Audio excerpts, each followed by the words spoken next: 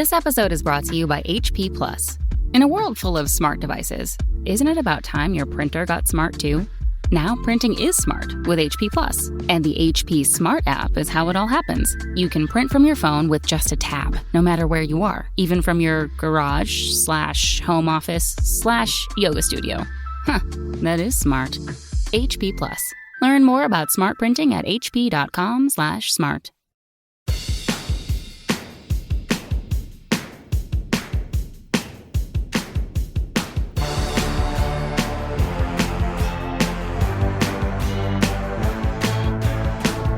Welcome to Sports Beat KC, the Kansas City Star's daily sports podcast. It's Thursday, September 16th, and I'm Blair Kirkhoff.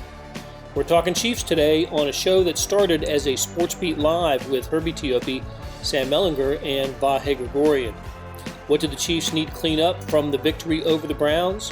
We talk about last week's game and look ahead to the game at the Baltimore Ravens on Sunday Night Football. Patrick Mahomes looks to make it 4 straight over Lamar Jackson and the Ravens, but it's the first time he'll play at Baltimore with fans in the stands. What are the keys to the game? Well, we talk about that. So let's get started talking Chiefs. Good morning from Kansas City. Welcome to Sports Beat Live, where the folks who cover the Chiefs for the Star get together and talk about the next game, previous game, and anything else you want to discuss about the Chiefs. You all drive the show, so please send us your questions and comments, and we'll respond to you. I see where Herbie Teope is here, along with Sam Mellinger and Vahe Gregorian. Sam McDowell usually joins us, is on assignment as a dad. He and his wife Kate welcomed Mirabelle to the McDowell family earlier this week, and we couldn't be happier for the McDowells. And Brennan now has a sister in Mirabelle. That's fantastic. So Sam will be back with us. I don't know, sometime in the coming weeks. But he's being a papa and a parent, and we could like I said, we couldn't be happier for him. So, all right, guys, Chiefs are 1-0 heading into Baltimore for Sunday Night Football. I will not.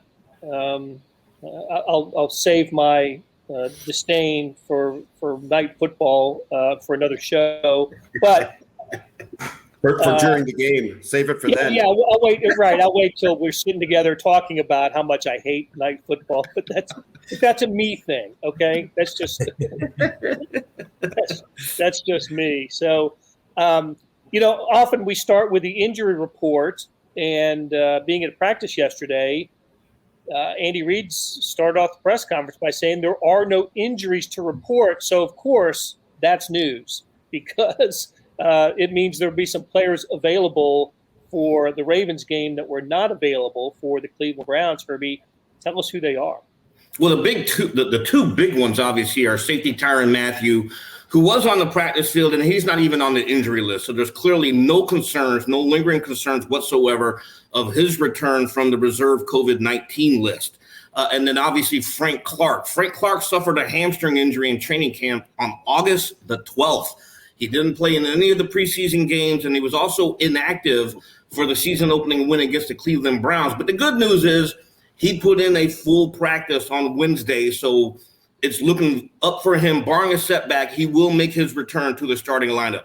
The Chiefs also listed Tyreek Hill with a toe injury, Clyde Edwards-Helaire with an ankle injury, Derek Nottie with a hip injury, and Mike Dana with a groin injury, but they put in a full practice Wednesday, meaning they took their full repetitions. And then Austin Blythe, who recently underwent sports hernia surgery, was limited, and then Colin Saunders with a glute injury was limited. But overall, this is a good-looking injury report leading to Sunday night's game.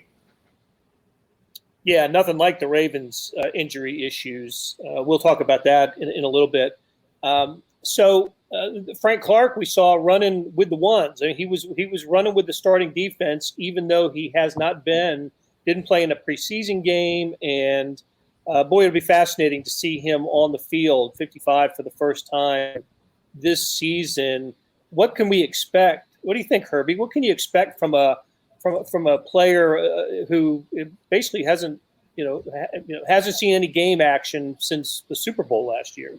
Well, I think if anything, they're going to rely on his speed because you need that speed on the edge when you face a guy like Lamar Jackson. You saw what he did on Monday night with that 28-yard run because he broke containment against the Raiders. But, Clark will give them that speed element on the outside. And, if he stays disciplined within his lane, he should be able to help keep Lamar Jackson in the pocket. But if they try to limit his snaps, they have some depth there with Mike Dana. Dana has enjoyed a strong training camp. And, he was a guy who started in place of Clark against the Browns. Okay. Hey, so we're going to talk a lot about the Ravens here coming up, but let's look back at the Browns game and any kind of lingering issues, something that the Chiefs should be concerned about this week heading into Baltimore. I look back on that game and think, boy, I don't know if the Chiefs want to play the Browns again. That's how impressed I was with how Cleveland came out in that game, how well prepared the Browns were, how Stefanski had that team ready to play, how well the Browns executed the game plan. And for 3 quarters, Cleveland was ready to win that game. And then the Chiefs did what the Chiefs have been doing since Patrick Mahomes has been the quarterback. They found a way to win on such a Chiefsian, moment. The 75-yard touchdown pass to Tyreek Hill, a punter dropping a punt, and the Chiefs turning that into the second Mahomes to Kelsey touchdown pass, and then Chris Jones having the really nice, defensive the sack and playing really well defensively in the second half. So the victory was terrific for the Chiefs, Melly. But did it mask some issues that the Chiefs have to fix this week? I don't know. It's just wild to me how we're all humans, but it's wild to me how fast we went from just be competitive to beat what I think is the next best team in the AFC, and it wasn't good enough. Coming off a season where they went 16-2 or 15-2, whatever it was with the varsity playing. And maybe 15-1 I don't know if you count that offensive line in the Super Bowl as the varsity, but look, I mean, they're flawed, right? They're not a perfect team. And the Browns, I think, are really well positioned to take advantage of some of those flaws, particularly with that offensive line and the run game. But they could lose, they could get better, all these things. But the thing that it's just, I'm not going to forget this. They put so much pressure on you to be perfect. And one mistake can become another, and it can kind of snowball. Remember the game? It was the Chargers. Was it last season where the Chiefs really kind of stunk for most of the game, and then they had one great 8 minutes or whatever it was, and they ended up winning. That was the Butker game in a lot of ways. It's just they're not perfect. They could get better against the run. They can get beat deep. That defense can be had. If you get some guys running deep, who's catching the ball besides Kelsey and Hill. But I mean, it's just there's maybe, I don't know if there's 31 other sort of beat teams at other newspapers, around the NFL. The problems that they're talking about are a lot more tangible and problematic than what we're going to be talking about. No doubt. Blair, I just chime in with Sam expressed this better in his column than I will right now, but there is a way that the Chiefs generate some of this fortune, right? I don't know that the punter drops the ball if it in a vacuum. I think it happened because the Chiefs just had the 75-yard touchdown and the flow of the game was changing, and there was a fluster factor for the Browns that is part of the Chiefs formula at this point, because they're just going to keep coming and they're never done. So I come out of the game feeling sort of I can't make the look Sam made earlier, but just sort of But it is true that 2 or 3 plays changed the game. I mean, without that drop punt, I don't know if they win. I don't think they win without the 75-yard touchdown pass. Those plays might not have happened. The flip side of that, though, also is whatever problems the Browns present, they're going to also be facing a little bit different defense next time they play, presumably if Tyrann Mathieu is indeed healthy then, and Frank Clark. And I think there's a little bit of a coin toss here, but I would still like the Chiefs in another game with the Browns. I'll say this. I would love to see the Chiefs and Browns play at full strength. I mean, obviously the Browns were missing Odell Beckham Jr., but conversely, the Chiefs didn't have Tyrann Mathieu. And those two players just add a completely different dynamic to what the Browns want to do in the passing game and what the Chiefs will do defensively. There's an old line that I was thinking about this week. It's from a golfer, an old golf. I don't know if it's like Arnold Palmer or Jack Nicklaus or Ben Hogan or whatever, but he said, the more I practice, the luckier I get. And there's sort of some of that with the Chiefs, like the better, because they used to have a lot of bad breaks, right? Like the Mariota, I don't have to bring up that Titans playoff game. I mean, we know they've had some bad breaks, but it's like now they're really good and they seem to be getting, the Chubb fumble at the right time and, the punter dropping the pass and or dropping the snap and all that stuff. And that's not a coincidence. They're just and again, they can be beaten if you can hit Mahomes, particularly without blitzing, but that's like the key to beating anybody, right? But if you can do that, then things can start to unravel a little bit. You can control the line of scrimmage and all these other things. But God, you just have to check off so many boxes. It's a really hard thing to do. I agree with Herbie. I would like, I think the Browns not having Odell Beckham Jr. made a difference to them. Although I don't know how they could have, been more efficient offensively on those first three possessions. Yeah. I don't know. Every time somebody beats the Chiefs, there's a blueprint now to beat the Chiefs. Right. Whatever. What the Browns did in the first half didn't resemble anything the Bucs did in the Super Bowl because it was just a different type. Those were just different types of games. But I was impressed with the way and a little bit surprised by the Browns having as much success on the ground against this Chiefs defense we thought was going to be improved, especially in the middle, kicking Chris Jones to the outside and having Derek Nottie and Jarrett Reed in the middle is the lead guys in the defensive tackle rotation. I thought that was a little discouraging from last week. And hey, so Mahomes was 20. I think it was 27 of 36. And 22 of those 36 pass attempts went to two players. Sam, you mentioned it just a moment ago.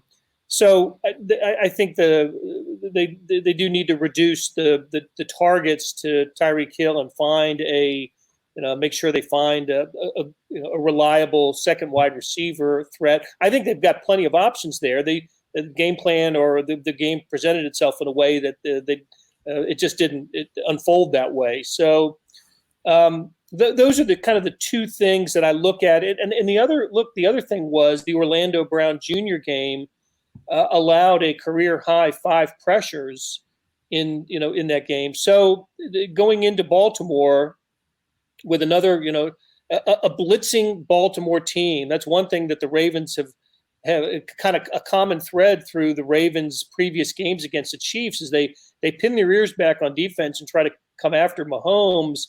Hasn't been terribly successful, right? I mean, given the results of the last 3 years, but now it's a new offensive line for the Chiefs, and I guess I was hoping for a little bit more success from the offensive line, especially when it came to the running game.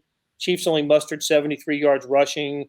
Mahomes had the only rushing touchdown. The longest run of the day for the Chiefs was 9 yards by Clyde Edwards-Helaire. So I don't know. Maybe if this were a Dallas Cowboys show or some the Patriots show, I wouldn't think about all the sort of the flaws that I saw the first week. I just said, yeah, that was the team that they found a way to win at the end. But I don't know. I look at the Chiefs; they still have some things to remedy going into Baltimore and to and for the rest of the season. So let's.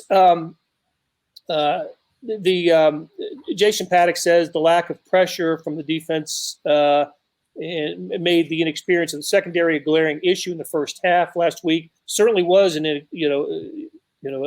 without Tyrann Mathieu back there, they had to change some things. And so Herbie, who stands to lose playing time with Tyrann Mathieu back in the fold?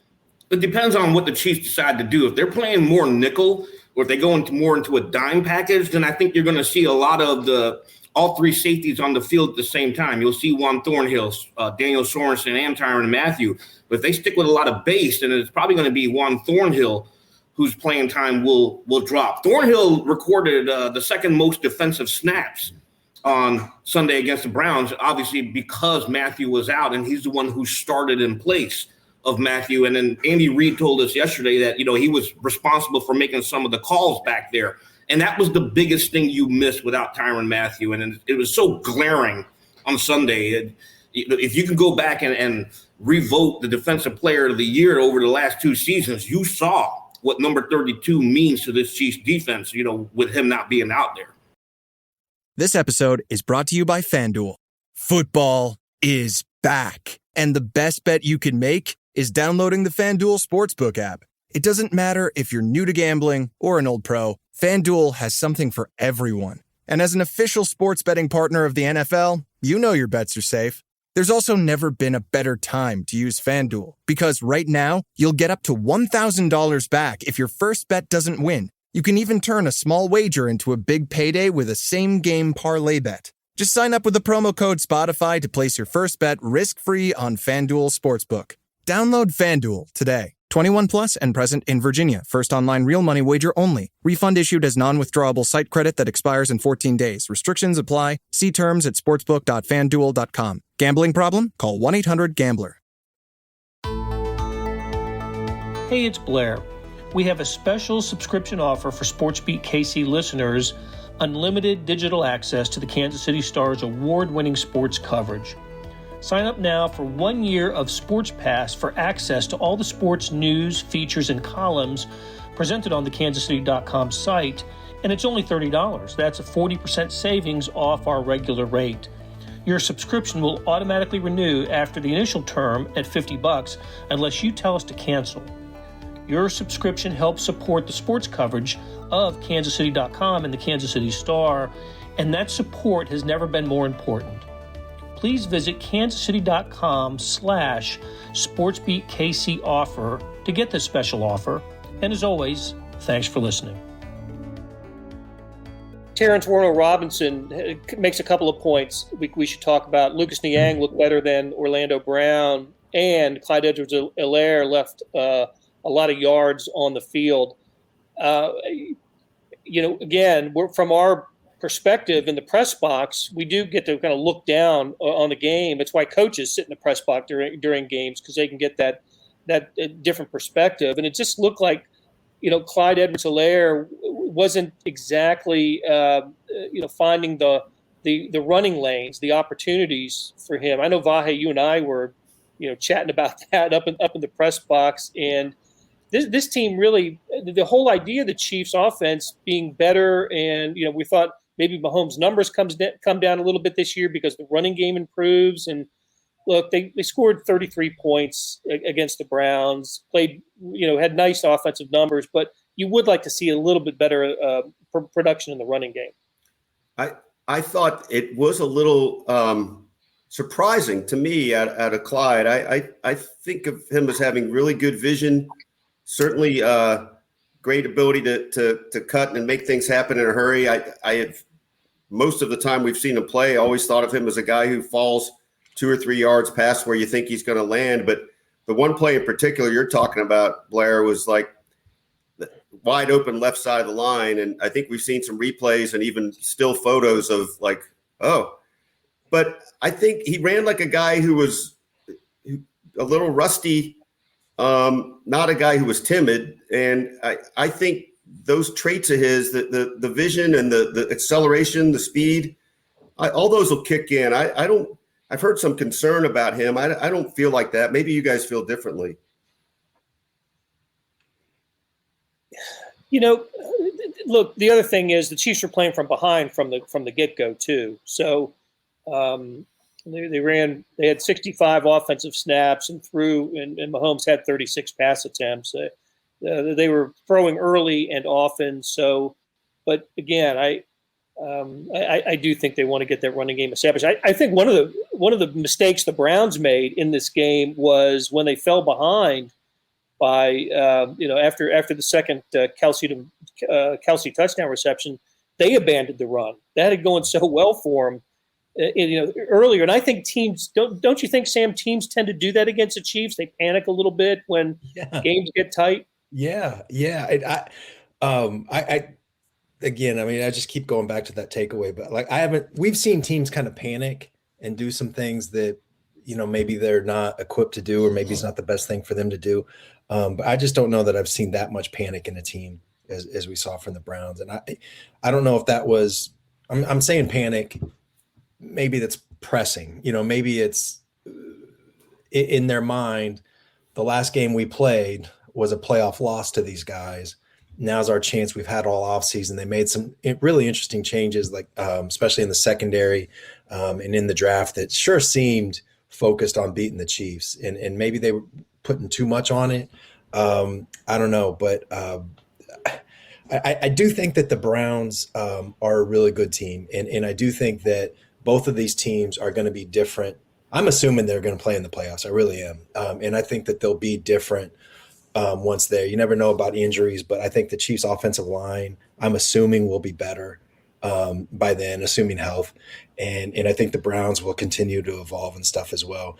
But I do have a little bit of concern with that running game, and again, I think that Clyde will be better as the season goes on, assuming that the offensive line is better as the season goes on. But they were playing from behind, like you said, Blair, but in theory, that should mean that there's more space for him. If the Browns are expecting the pass, then maybe you can sneak in a 6-yard run when they're not expecting it. There just wasn't, our guy, our friend would say, like, it just didn't seem like he had a lot of juice, when he was carrying the ball. And I think we'll see bursts of that because he is super talented and he's really quick and he's got a lot of ability, but just it wasn't really there on Sunday. He did have a nice reception out of the backfield, and one thing we've heard a lot about leading up to the season, that you probably see a little bit more of a developed screen game, or the Chiefs returning to a bit of a screen game this year that didn't exist a year ago. Maybe that's in the offing, but we didn't see, except for he had the one reception. It wasn't a screen; it was just kind of a wheel route, whatever it was, just out of the backfield, and it was a nice call, nice play. But can I say something else real quick about him in the pass game? Is they've got to be careful there because we we heard a lot from the Chiefs about how he was a lot better in pass protection now. It wasn't on Sunday, if especially if you go back and watch Mahomes' touchdown run, the offensive line had that thing that might have been one of their best snaps. I mean, they had that thing walled off, and the pressure came in because Edwards-Helaire, I forgot who was rushing for the Browns, but Clyde just whiffed on the block, and that's why Mahomes had to flush and then came through, and Trey Smith just annihilated somebody right there at the goal line to get in. But that's a thing that I guess my point here is they might have to incorporate those screens to sort of keep the defense from just attacking Clyde all the time. Use him as a weapon instead of a defense. And the Browns have one of the best offensive line, if not the best offensive line in football. That was which kind of made the Chris Jones sack in the fourth quarter all the more impressive. That he was able to get to Baker Mayfield as quickly as he did. So Tony says hopefully Chiefs will incorporate a second, third wide receiver in the plan this week and a tight end other than Kelsey. Browns are very good. Totally agree with that. Listen. The Chiefs have. I looked it up. In the 3 regular season games since 2018, the Chiefs have averaged almost 400 yards passing. We talk about Mahomes' stats in September, which are unbelievable, right? 11-0 with it was 35 touchdowns and no interceptions now. I mean, there was just otherworldly stats. Well, 2 of those wins have come over the Ravens in that time, and he's 3-0. He's 3-0 against Baltimore. And I looked this up too. He's 7-0 against the NFC North. So he hasn't lost to a game in this division. There's a lot of stats like that for Mahomes. One thing that I've been laughing about this week, Vahe, I think after the game you had mentioned, Andy Reid mentioned like 20 names in the post game, and the quarterback wasn't one of them, and the quarterback was named AFC Player of the Week. It was great, kind of just testament to the routine, right, of it.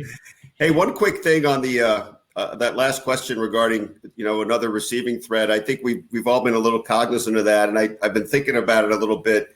When it comes right down to it, we understand there's a special chemistry among Patrick, Travis, and Tyreek, and that has not been generated, cultivated, felt with the other receivers. It just hasn't. And time and again, we see things like McCole Hardman coming up short of the sticks when he could have run a couple more yards the other day.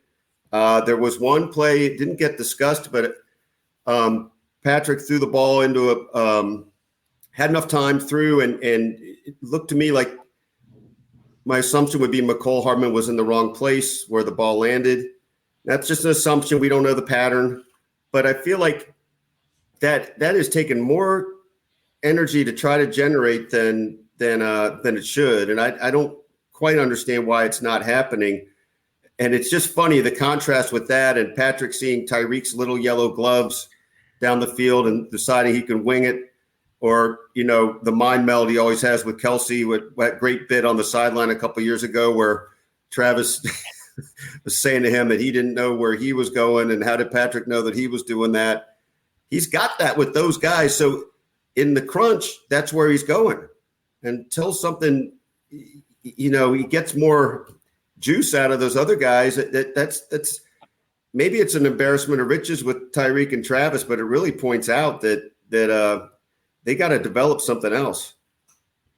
What's weird to me about this is that, and look, like the sort of worrying or complaining about who to throw the ball to after those two guys is just a thing. Like, we just need to recognize that this is kind of a silly discussion that we're having, but we do have the discussion. But it's just weird to me that, like, is there a better situation? I mean, I know those guys eat up a lot of targets, but you're never going to be doubled, and sometimes you'll sort of be single covered, and that's the part that's weird, is that with all that attention that defenses are giving to those two guys and Hardman's had, over the years, I didn't really notice much on Sunday, but certainly he'll have them this season, like chances to make big plays. I mean, 40, 60, 80-yard touchdowns, and he hasn't always connected on those. But it's just, that's a strange part to me, is that this is as easy as it gets. This is,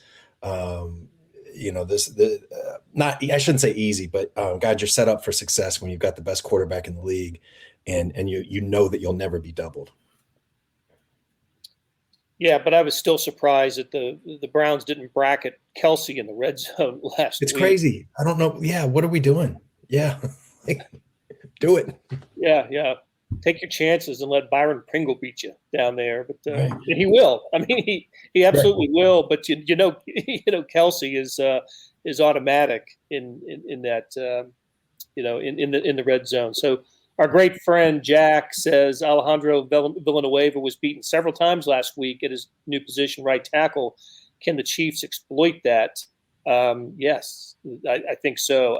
I thought, certainly in the second half, the Chiefs got the pass rush going and got some pressure on Baker Mayfield. Not only the Chris Jones sack, but the game-sealing interception on the Sorensen blitz, and did a really nice job disrupting Mayfield, and of course Mike Hughes ended up with the interception. So really good play by the Chiefs defense over the last several series in the second half after the tough start. So one of the themes for this week's game, Herbie, isn't it? It's the old friends alert on both sides of the ball.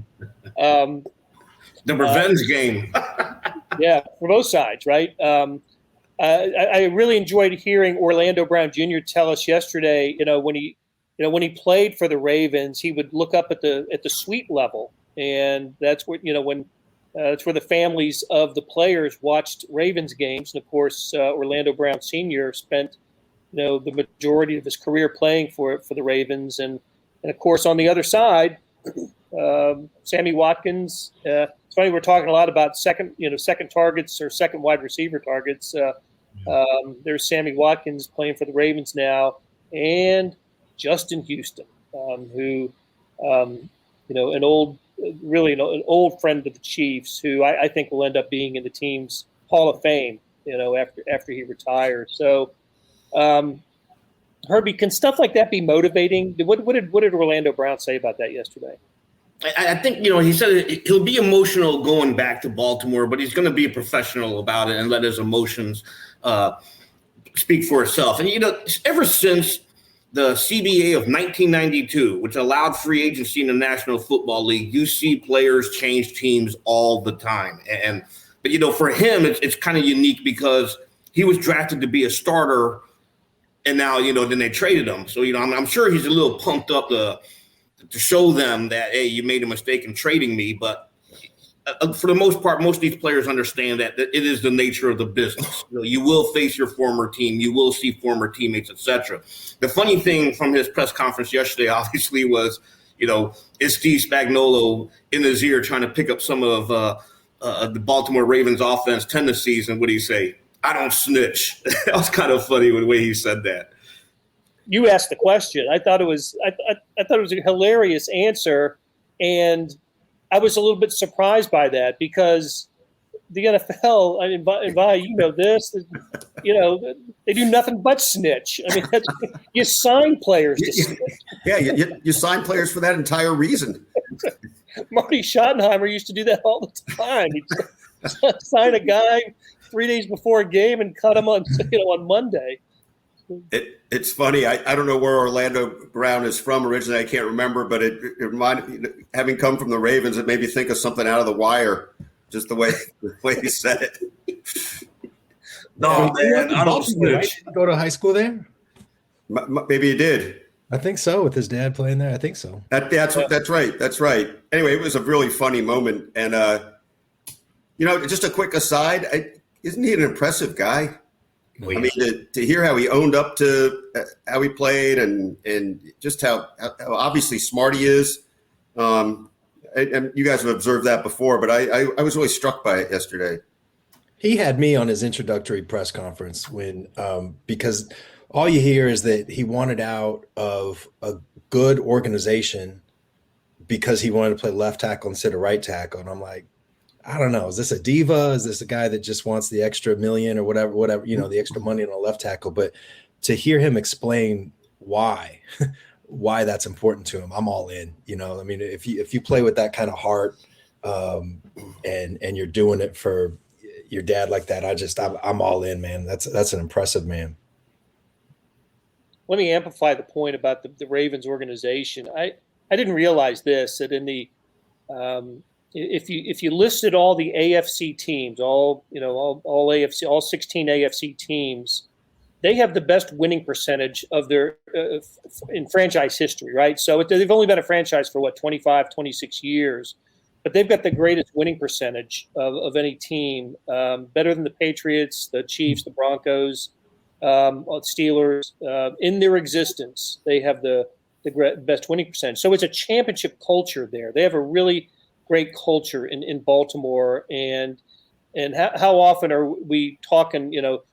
Look, these last 3 years of games they've been showdowns, right? Mahomes, Jackson, Ravens, Chiefs, games that are the prime time last year. Vahe, you were at that game last year with no fans in Baltimore. There'll be fans this year at was it M&T Bank Stadium in Baltimore. I imagine the atmosphere is just going to be fantastic. So I guess it's my way of saying that Baltimore is an organization that just they play to win, and they are a never to be taken lightly. Now, having said all of that, Chiefs are Sam McDowell's not here to update us on the lines, but is it a 3 point? Last I saw was 3. Yeah, to go on the road against a team of this quality and be a 3-point favorite is really telling, right? So what happens on Sunday night? Brian LeBeurge asks, do we think the Ravens being called out by the Raiders for cheap hits will impact their aggression this week? I don't think anything will impact the Raiders' aggression. They're going to come after the Chiefs, but again, that hasn't worked. It just hasn't worked against the Chiefs. Is this just a matchup problem for the Ravens, Sam? That's where I'm standing right now is on that ground. And I used to be very much in the opposite camp on this. I used to think that the Ravens were a bad matchup for the Chiefs just because of the way that they're able to run the ball. And in theory, that should be true. Although I think Frank Clark makes a huge difference. He's the best they have at setting the edge and playing the run like that, on the outside at least. But they blitz, and I don't have the numbers right in front of me, but the Ravens year after year have one of the highest blitz rates in football.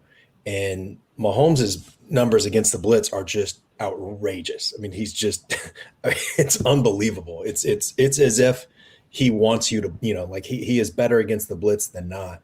And I think that creates some problems, because then do you do what you do, and what you trust because you've won a lot of games doing it, or do you change it all just because of this freak show quarterback? And so far, like, the Ravens have been blitzing a lot and they paid for it. I'm always interested in that matchup, but for the most part, yeah, I mean, I'm done with it, man. Like, I want to see the Ravens beat the Chiefs before I'm getting out of that room, and I'll go back in as soon as the Ravens beat the Chiefs, but I just want to see it first, because it's not happening so far. You get a little. Go ahead, Blair. Sorry. No, go ahead. I've got to do a prediction on the game, and I'm trying to find reasons for the Ravens to win this game.